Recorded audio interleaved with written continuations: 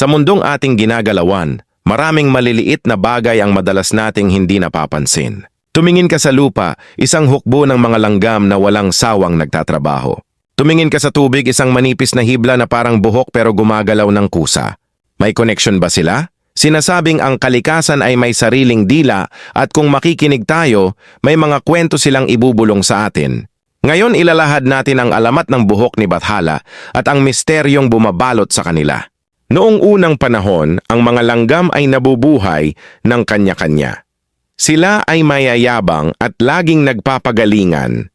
Dahil dito, madali silang natatalo ng ulan at natatapakan ng mga dambuhala. Isang araw lumitaw ang isang mahiwagang espiritu sa anyo ng isang manipis at mahabang hibla sa tubig. Ito ang tinawag nilang buhok ni Bathala. Sabi ng espiritu, "Tingnan ninyo ang aking anyo.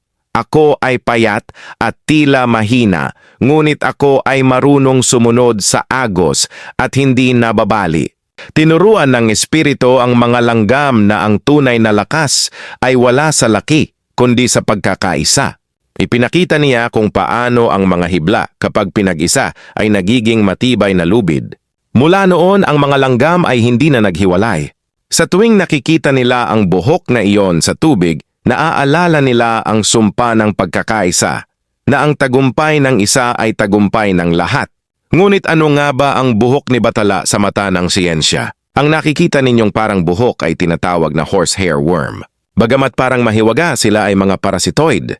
Noong sila ay mga larva pa lamang, pumasok sila sa katawan ng mga insekto tulad ng tipaklong o kuliglig.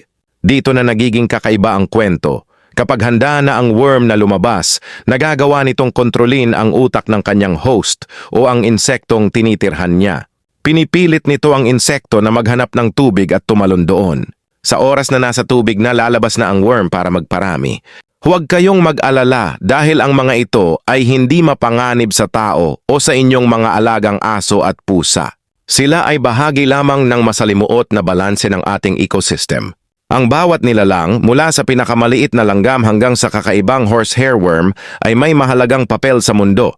Ang aral ng langgam ay pagkakaisa. Ang aral naman ng horsehair worm ay ang pagpapakumbaba na ang kalikasan ay mas matalino kaysa sa atin. Huwag nating maliitin ang mga bagay na hindi natin agad naiintindihan. Sa susunod na makakita ka ng mahabang pila ng langgam, alalahanin mo ang kanilang sipag. At kung makakita ka ng buhay na buhok sa tubig, pasalamatan mo ang misteryo ng buhay. Salamat sa panonood. Kung nagustuhan ninyo ang kwentong ito, i-like ang video at mag-subscribe para sa mas marami pang alamat at kaalaman. Hanggang sa muli!